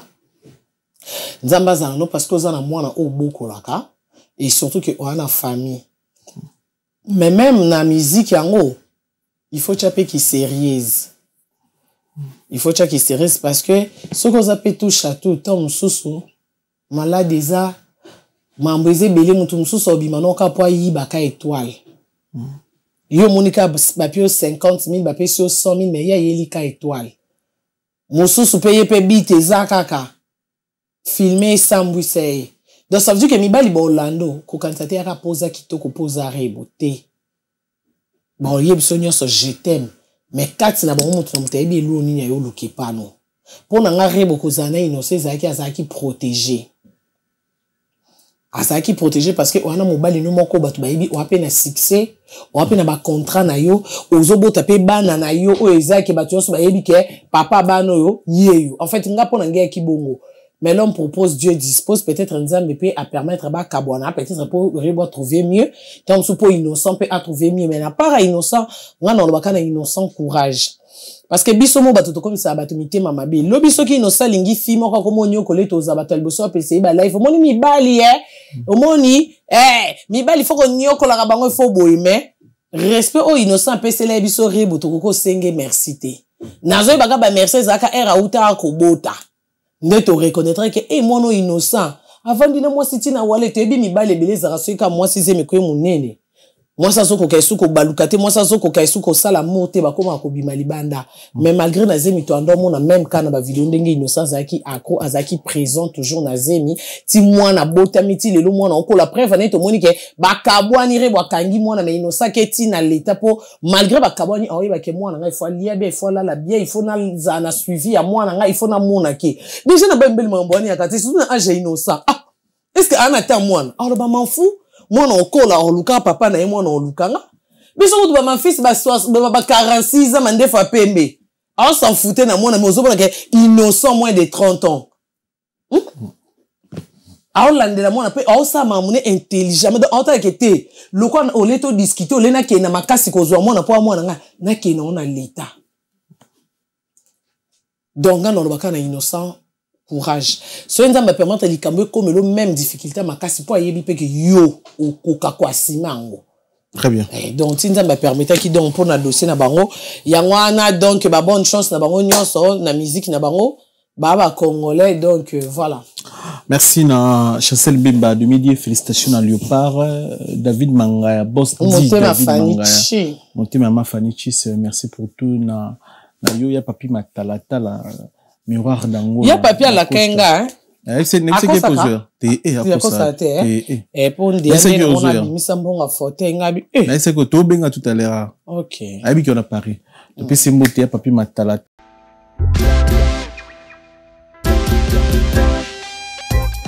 Service spécial covoiturage, Paris-Bruxelles, Paris. Voyagez confortablement de Paris à Bruxelles et vice-versa de Bruxelles à Paris dans de meilleures conditions. Jimmy Chimanga, porte de la Chapelle. Contactez le service covoiturage Jimmy Chimanga, Paris, porte de la Chapelle. Composez vite le plus 33 7 87 76 95 65 pour toutes vos démarches afin d'obtenir le passeport Yabanamboka à Bruxelles dans un délai raisonnable. Confiez-vous à Jimmy Chimanga, porte de la Chapelle. C'est sérieux et c'est efficace.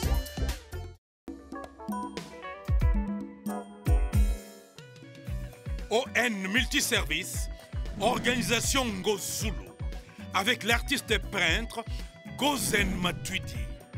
Pour vos services de décoration intérieure et bricolage, tous travaux de peinture, papier peint, enduit, parquet, carrelage, électricité, plomberie, montage de meubles de cuisine et plateaux télévisés, contactez Gozen Matuidi. Service designer, tableau de peinture, portrait, création de logotypes personnalisés, service sérigraphie et autres. Un seul contact. Les 07 58 58 10 72. Le travail professionnel dans le strict respect des règles de l'art. Avec l'artiste peintre Gozen Matuidi, le pro.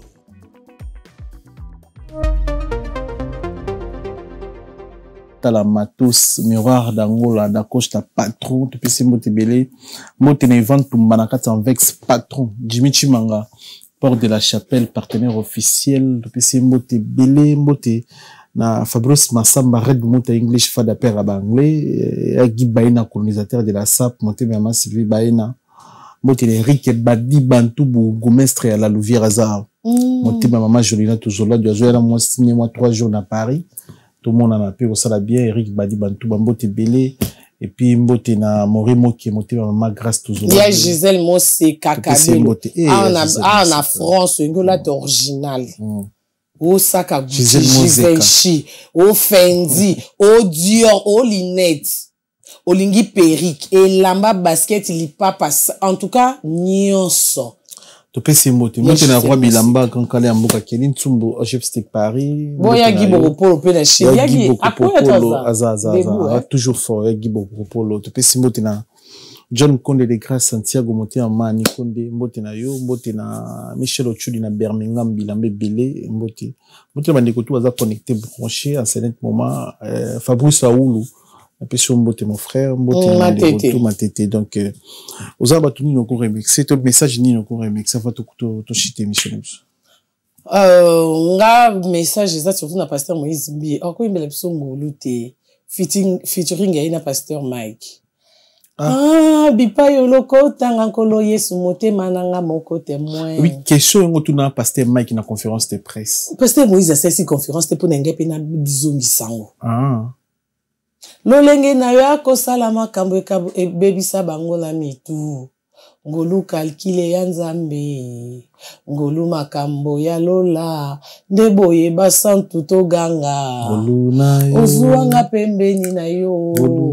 Obenganga mosali. Eza ce qu'on dit bon pasteur Moïse bien pasteur Mike. Yanga eza ngolu pasteur Moïse. Ngolu botika na yemba ngolu ebimisanga na pasaka ya ngolu yemba ngolu yemba ngolu yai na resume ya ikulusu na bomoi na ngai otalisa bolingo na yo papa na ngai ezalaki se façon nanga otikelaki nga tango na sosola maloba na yo papa na ngai nasengi yo nini naluki nini mikolo nyonso yaya na ngai bamama baluki nini étudiant asengi nini na Congo to sengi kimia na este. Amen. Donc nzembo oyo en tout cas et parmi pe ba nzembo pasteur Moïse Basasko featuring na pasteur Mike. Il faut mon abona ta ba montre na clip ba chemise à pembe bazo bengana. Allô pasteur, t'es déjà prêt? De basala mon film en fait on sentir que bolingo moro boye na ebité. Donc clip nzembo yo. Et donc, pour n'en peu parmi les meilleurs featuring. Parce que pasteur Moïse Mbi, on est en pasteur Mike Azata. Non, il y a non, ça, t'as ni pasteur Mike. Ah bon? Déjà, concert, on a vu ce montre. Il y a un bandotia micro boy. Pour banzembo nyo soit par cœur. Biso penza toko yemba penza ke bi koka kaboy. Nga banzembo pasteur Moïse Mbi, banda na associé basala featuring na ba maman Marie Misambu na avant na donc nyonso ezali a banda kaka biso surtout isusu elo no senga su net nzembo ya oyo bolingo nanga ye oyo to mama hotelema comme ça to chité na biso yo sala bina bandeko tout kwa Rolanda biso Junior Toyibu son excellence Junior Toyibu konza gombe que bombe sili oyo atabambonge tumeka rumba nanzimbo nzambe wala nzimbo tata au moins quand on bégaye non répondre on a comprendre nzimbo tata wala nzimbo tata mi garo bo mi sanga mi gabi nzimbo tata nzembo tata te tomi kona nzembo fere bien héritier bien Fabrigaz héritier wa tatoto ya tembe que je salis sans oublier de plique Fabrigas Robinho Munjibu Robinho tout le monde qui y allait il breton piada la photo ça bimi aéroport bima tende t'es très question y allait c'est bon breton piana après c'est beauté calamité de Rosania donc Ye oyo ya pasteur Moïse le rendez-vous samedi au Boyebele dans des bota la biso le mercredi hein toi jeudi mercredi voilà le mercredi des bota la biso to tkalika na jeudi vendredi samedi et donner tinga de na mi yelaki et puis il est bien un aspect ils ont comprendre ma fouta déjà pasteur Moïse et moi déjà dans la conférence de presse à chemise à tchatcho et puis ça coûte combien cher moi déjà ndenge ke mosala nzamba tambu sera déjà aroulera déjà les colonies bolobaro bimisera mai ngana iba entre à gauche et à droite merci Guilain on dirait zara bimisera mai moi ngozo mona na rapide kolokito nde bimite makolongo vimba makolombasu te ebangi ka yo ebika canapé ya papi batala talika biso ito landi makambu batu balobaka sir batu. Ah non, internet ba congolais. Nathalie ba live ba maman, et ba congolais ba mère na biso ba 55 ans. Moi ça la live pour moi na 18 ans, 22 ans. Ozo finga batu na ba live. Maramutu boloba na ba live na batu ti ba yeba ezaka na lokuta. Moni batu tout maramutu batu boloba na ba live na lokuta.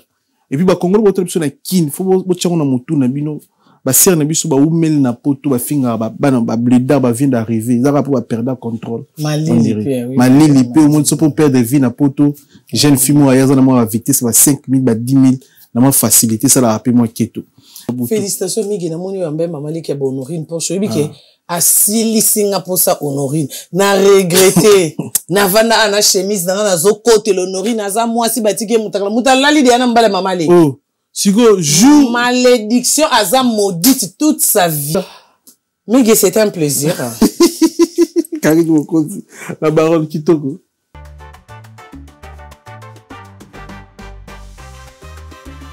Solo la vérité chante enfant. Toute la foule suit son essor. La vérité en écho résonne. Avec Miguel Niemba, tout se donne.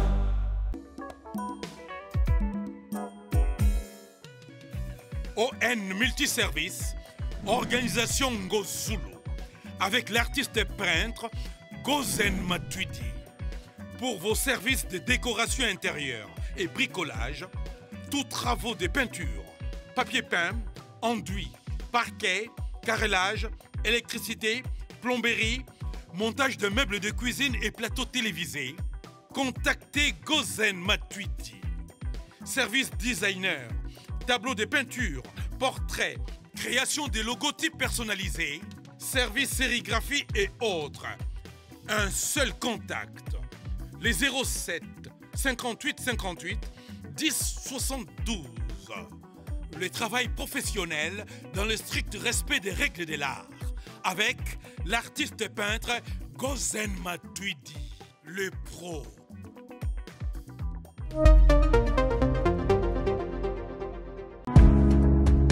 Give me luck, sweet, treat me sweet. Give me life that flows like a river. Imaginez que vous possédiez une part du rêve américain. Une maison au Texas où le soleil brille et où les opportunités abondent. Chez Dispensation Investment Group, nous pensons que tout le monde mérite une chance de faire de ce rêve une réalité. C'est pourquoi nous proposons des plans de paiement flexibles allant jusqu'à 30 ans, rendant l'accession à la propriété plus accessible que jamais. Chez Dispensation Investment Group, vous investissez dans un bien immobilier et rejoignez une communauté dynamique de personnes motivées, d'entrepreneurs et de coachs experts du monde entier. Avec notre politique pas d'exigence de score de crédit, nous croyons que tout le monde mérite une chance de posséder la propriété de ses rêves. Contactez-nous dès aujourd'hui pour en savoir plus. Dispensation Investment Group. Accédez à votre rêve américain. Dispensation Investment Group.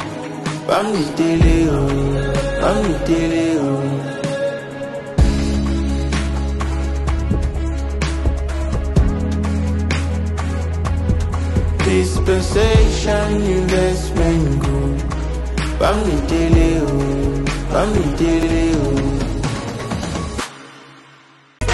Maison Awatosa, chez Maman Nicole Malonga. Yaka, eza na poto na yebite. Yaka, tokisi na metro chateau ngutia daka yau. Daka yau awa. Ah, uzomona kimbondo. Oh la la. Paris. Jela na oyeba asaka mon ndazabo asaka so mina lula metro. Papa tabu korobo ya takuta kutamsanga. Bisa tani ngaba le bani. Tanga. Awa toza. Awa nini? Awa toza. Awa. Yaka soni na place tokoti. Asama na mboka Maman Nicole Malonga. Vous êtes devant Nicole Malonga Awa toza, c'est-à-dire Awa toza le magasin Awa toza au boyo partout dans le monde. Nicole Malonga Awa toza, Maman Awa toza devant vous.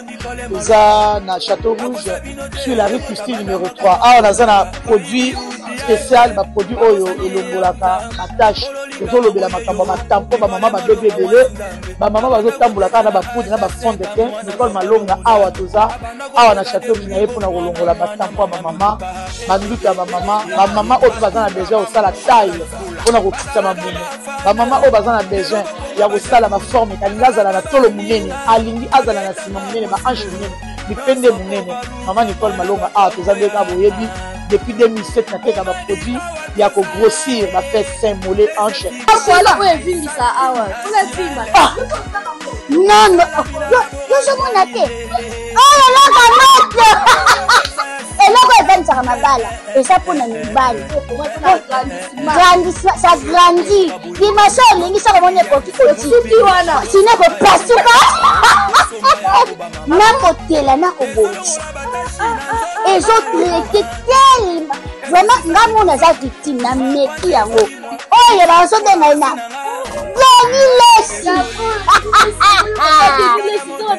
Lesi yeyo azobongisa loposo produit oteka ngo légalement na magasin ezosalama na laboratoire mondele awa na poto tozoteka ngo légalement. Je pense que omoni ndenge eza na barayon eza eloko moko ezosalama naturellement, ezali baproduit authentique esalama naturellement sans aucun produit néfaste. Voilà. Nango Nicole Malonga akosa bino te ye moto abanda makambo ngo kala awa toza oya te nango Nicole Malonga